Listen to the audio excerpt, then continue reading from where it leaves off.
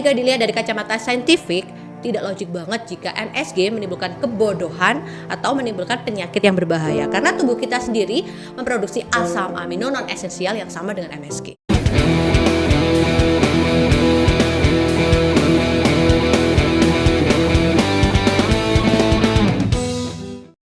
Hai guys, ketemu lagi dengan DNC Channel. Terima kasih sudah klik video ini. Kalian pasti ingat banget waktu kecil dibilangin sama ibu kalian jangan kebanyakan makan micin, nanti jadi bodoh. Atau sekarang keren banget yang namanya istilah generasi micin. Walaupun Inca sendiri nggak tahu artinya generasi micin itu apa. MSG merupakan mononatrium atau monosodium glutamat, yaitu garam natrium non esensial yang terbentuk secara alami. Sebenarnya seberbahaya apa sih micin? Kenapa kita diingetin supaya jangan kebanyakan makan micin? Apakah benar-benar bikin kita jadi bodoh?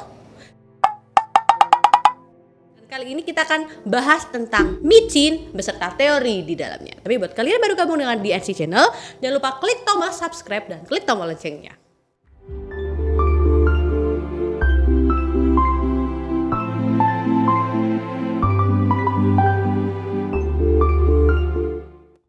Jadi penemu dari MSG ini adalah Kikunai Ikeda, seorang ahli kimia dari Jepang. Jadi suatu hari nih ya, Ikeda sedang menyantap sup rumput laut dan dia merasa ini enak banget. Jadi dia mikir apa yang membuat dashi buat makanan di Jepang itu jadi kaya rasa. Dashi merupakan kaldu yang terbuat dari fermentasi rumput laut dan ikan kering. Jadi di Jepang, koki-koki ini sering menggunakan dashi untuk menambahkan cita rasa gurih pada masakan. Jadi Ikeda penasaran nih kenapa dashi itu jadi bahan yang enak banget buat makanan-makanan di Jepang. Jadi pada tahun 1908 Ikeda menginstalasi substansi utama dashi yaitu rumput Laminaria japonica.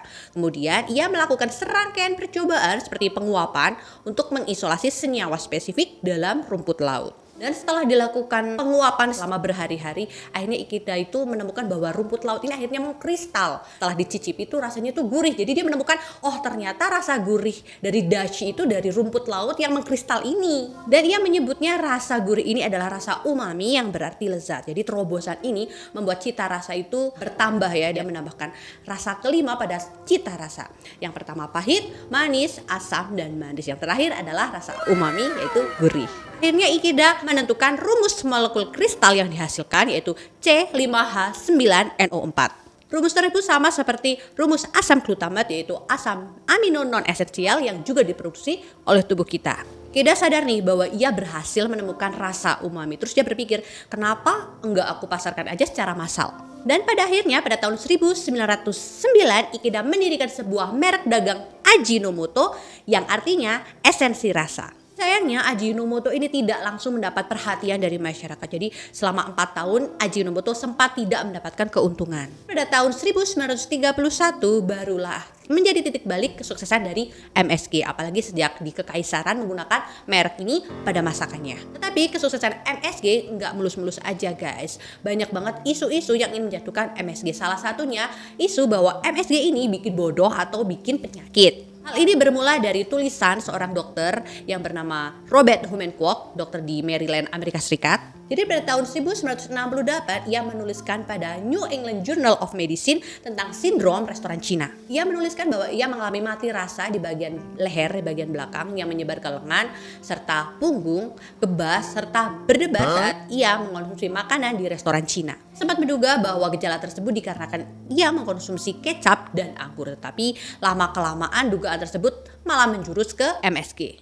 Akhirnya pernyataan dari Robert ini memantik penelitian ilmiah tentang efek penggunaan terhadap manusia. Pada tahun 1970 di sebuah negara bagiannya bernama Bazano melakukan penelitian bahwa micin bisa diberikan kepada manusia hingga 147 gram per hari selama 30 hari tanpa menimbulkan efek samping. Pada tahun 1997 pernah diadakan pertemuan konsensus yang membahas micin itu berbahaya atau enggak sih. Dan hasilnya para peneliti memaparkan bahwa penggunaan micin itu aman dan tidak menimbulkan efek samping pada manusia. Dan pada tahun 2000 kembali dilakukan penelitian tentang tingkat keamanan micin. Setelah dilakukan pengujian pada 130 orang, hasilnya malah tidak konsisten dan menimbulkan keraguan pada validitas sensitivitas MSG. Melihat dari penelitian tersebut, akhirnya Badan Pengawas Obat dan Makanan Amerika Serikat atau FDA mengkategorikan MSG sebagai GRAS atau Generally Recognized as Safe dan diakui aman.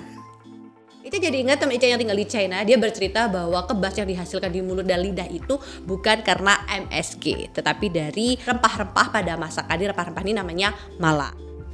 Mala merupakan saus dari cabai kering, bubuk cabai, pasta douban, merica Sichuan, cengkeh, bawang putih, adas bintang, kapulaga hitam, adas, jahe, kayu manis, garam, dan gula. Jadi bisa disimpulkan mala ini merupakan racikan dari rempah-rempah yang rasanya itu pedas dan sensasinya tuh bikin kebas dan mati rasa. Jadi mungkin ya gejala-gejala yang dirasakan sama si Robert ini karena dia tuh makan yang makanan tuh ada malanya itu bukan dari MSG. Karena mala sendiri ini biasanya dicampurkan di masakan-masakan di restoran-restoran China guys. Jadi kalau dipikir-pikir ya, di negara Jepang atau China yang suka banget mencampurkan MSG pada masakannya, itu harusnya mereka di sana udah penyakitan dan umurnya pendek. Tapi kenyataannya di Jepang atau China itu memiliki tingkat kehidupan tuh yang tinggi dan di sana tuh orangnya pintar-pintar maju, SDM-nya tuh tinggi banget. Ini berbanding terbalik dengan orang-orang Amerika yang memakan makanan Amerika kayak fast food itu yang kebanyakan di sana itu malah obesitas, ya kan? Menurut Ica tuh sesimpel ini kita bisa melihat MSG itu bikin bodoh atau enggak. Menurut kalian gimana? Tapi pada tahun 1986 ini ada jurnal tandingan yang menanggapi pernyataan si Robert bahwa MSG itu ternyata memang tidak berbahaya dan tuduhan bahwa MSG berbahaya ini tidak memiliki bukti yang konkret.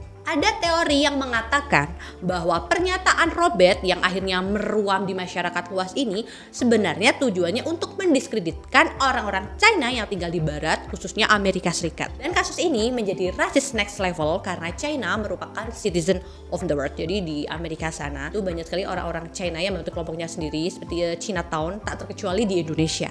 Dan jika dilihat dari kacamata saintifik, tidak logik banget jika MSG menimbulkan kebodohan atau menimbulkan penyakit yang berbahaya karena tubuh kita sendiri memproduksi asam amino non esensial yang sama dengan MSG. Banyak juga orang yang mengatakan bahwa ini merupakan serangan kultur dari Amerika Serikat, mengingat Amerika Serikat memiliki tingkat rasis yang tinggi terhadap Asian people dan Black people. Berjalan selaras dengan restoran China yang di sana itu banyak dan digemari oleh orang-orang barat. Nah, cara inilah yang digunakan mereka untuk mendiskreditkan orang-orang Asia. Walaupun dalang dibalik semua isu ini sampai sekarang belum bisa dipastikan secara jelas, tetapi isu ini akhirnya bisa dipatahkan oleh science research yang bisa dibuktikan. Dan setelah nonton video ini, Ica berharap kalian merubah cara pandang kalian terhadap MSG. Jadi MSG itu aman, tidak berbahaya, tidak menimbulkan kebodohan, dan tidak menimbulkan penyakit-penyakit yang berbahaya. Tetapi harus tetap dikonsumsi dalam jumlah yang wajar, karena sesuatu yang berlebihan itu tidak baik. Oke guys, jadi intinya propaganda ini dimulai dengan urusan kesehatan, bukan urusan intelektual. Jadi kecerdasan seseorang itu tergantung orangnya masing-masing, bukan karena MSG. So itulah pembahasan kali ini. Makasih banget buat yang udah nonton. See you next video. Bye!